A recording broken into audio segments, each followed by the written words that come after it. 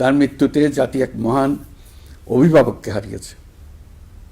এই গভীর শোকের মুহূর্তে আমি তার পরিবারের সদস্যবৃন্দ, রাজনৈতিক সহকর্মী এবং অগণিত কর্মী সমর্থকদের প্রতি সমগ্র জাতির পক্ষ থেকে আন্তরিক সমবেদনা জানাচ্ছি।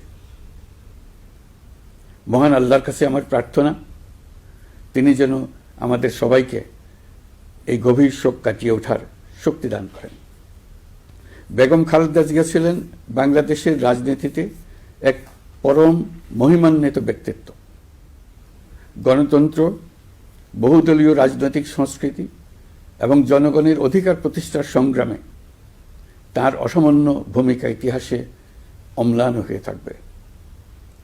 স্বৈরাচার ও ফেসিবাদের বিরুদ্ধে তার আপসহীন নেতৃত্ব বারবার জাতিকে গণতন্ত্রহীন পরিস্থিতি থেকে উত্তরণের পথ দেখিয়েছে এবং মুক্তির প্রেরণা জুগিয়েছে। দেশ ও জাতির প্রতি তার সমুজ্জ্বল অবদান জাতি চিরকাল শ্রদ্ধার সাথে স্মরণ করবে। তার দীর্ঘ রাজনৈতিক যাত্রা, গণমুখী নেতৃত্ব এবং প্রিয় মাতৃভূমির স্বাধীনতা ও সার্বভৌমত্বকে সমুন্নত রাখতে তার অবিচল ভূমিকা অবিস্মরণীয় হয়ে থাকবে।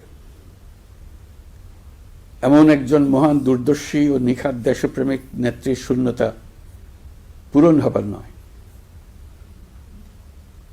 প্রিয় দেশবাসী, এই শোকাবহ মুহূর্তে আপনাদের প্রতি আমার উদাত্ত আহ্বান, আসুন আমরা সবাই যার যার অবস্থান থেকে মহান আল্লাহর দরবারে বেগম খালেদা জিয়ার বিদেহী আত্মার মাগফিরাত কামনা করি।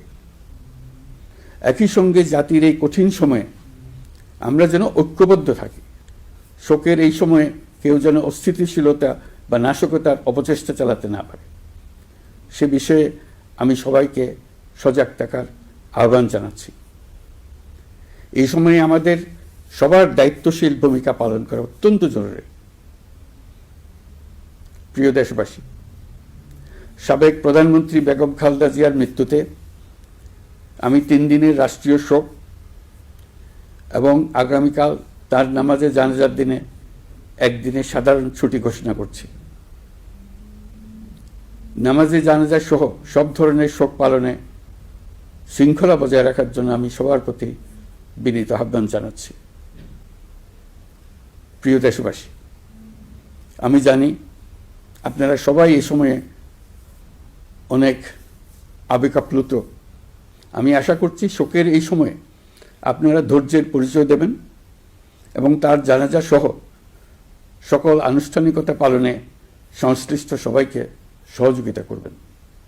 মহান আল্লাহ তাআলা আমাদের সকলকে ধৈর্য, শক্তি, ঐক্যবদ্ধ থাকার ক্ষমতা দেন। আল্লাহ হাফিজ।